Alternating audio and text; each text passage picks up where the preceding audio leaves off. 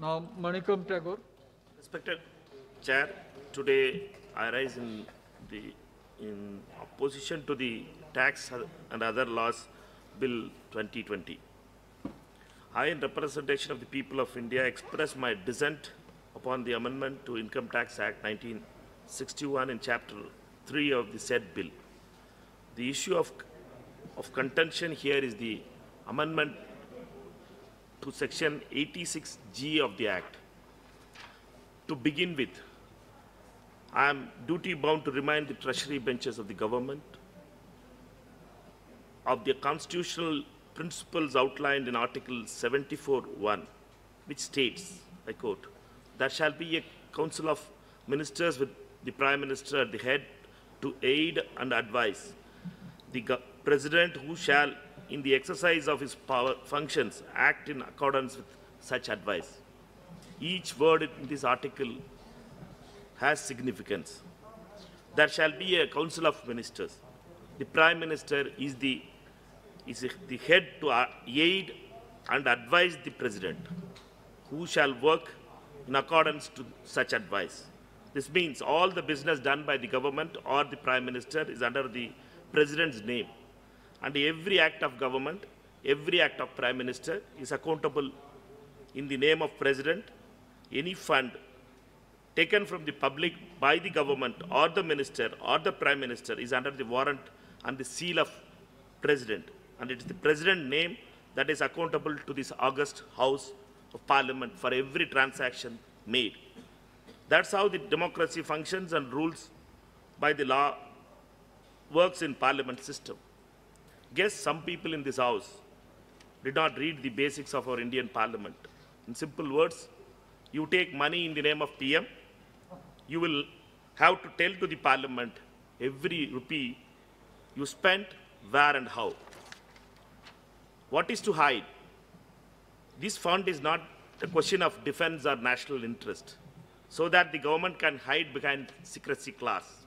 For a Prime Minister who likes to talk so much, it is unbelievable that he is silent on the issue of transparency upon the PM CARES Fund. Prime Minister Modi on 6th March 2018 tweeted, I quote, "Transparency and accountability are two vitals in democracy," unquote. So, why is he backtracking on his promise, like his every other promise? 15 lakh rupees in bank account, 2 crore job every year, double-digit growth, and other all jumlas. What was the output? Was buying 10,000 faulty defaulters ventilators justified? The fund was failed. The government is hiding its failure behind the excuse that it's a private trust. So we won't answer where the money was spent. Can a chief minister of a state do the same? The whole fund and its functioning are marked with corruption and crony capitalism. Government says it is a private trust.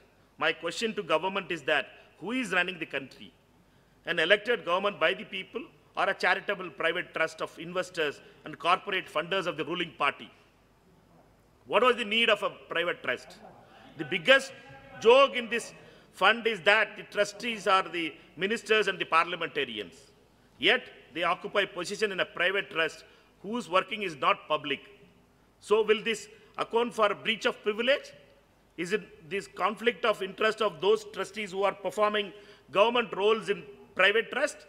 Why don't we form a defense trust, parliament trust, bureaucracy trust, government trust, which run all the interests of corporate people, so that at least we shamelessly accept in open that it is the corporates who run this country, not Modi ji's cabinet. Why I am saying so? Because look at the tax exemption given by government under Section 80G to companies and individuals.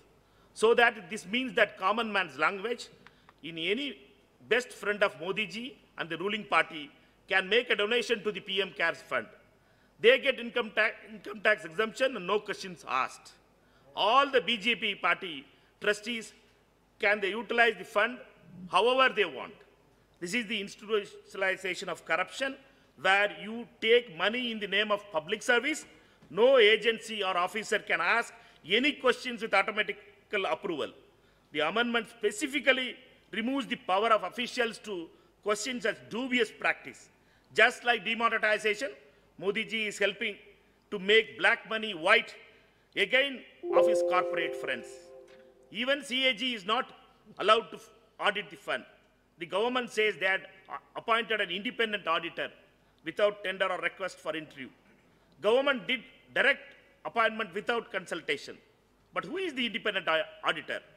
What is his relation to BJP party and its leaders, with whom he is seen in many programs? Many say the auditor, Sunil Kumar Gupta ji, who was appointed by the government, is known friends of ministers. Some they say that they have partnership with the ministers. Manikanji, don't mention the name. The name Why should be deleted. was a person with such a conflict of interest appointed as an independent auditor? The government will never tell the truth, as their motive is clearly shown by their conduct. PM Care Funds is BJP COVID Rescue Fund. An important aspect of foreign funding was mentioned by the minister yesterday. The minister failed to mention that amendment will allow government to bypass all safeguards under FEMA or any Indian laws, as the government wants to give a clean sheet to all donations under this act to PM Cares. The government is free to make money from anyone, including any business people, in the name of COVID relief. From the motives of the government, it is clear that the government wants to sell this country's interest to its best friends in corporates, the AA batteries, who are running the BJP government, seems to benefit the most of this relaxation in norms. Take the example of privatization of airports, take the example of privatization of ports, take the example of privatization of telecom, take the example of privatization of services. Everything is done by the government to benefit only two corporate friends of our Prime Minister. And in the return, they deposit money in PM Cares.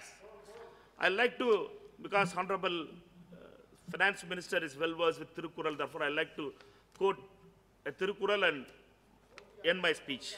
Thiruvalluvar, great poet, Tamil, wrote, Paludannum Mandiriyin Pakkathul Theivar 70 Kodi Uru. Means it is far better to have 70 crore enemies than a minister in her side who intends to ruin. Thank you so much. Thank you. Thiruvalluvar is the doyen of Tamil literature.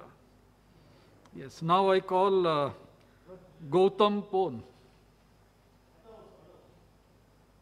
Subscribe us and press the bell icon for more interesting updates.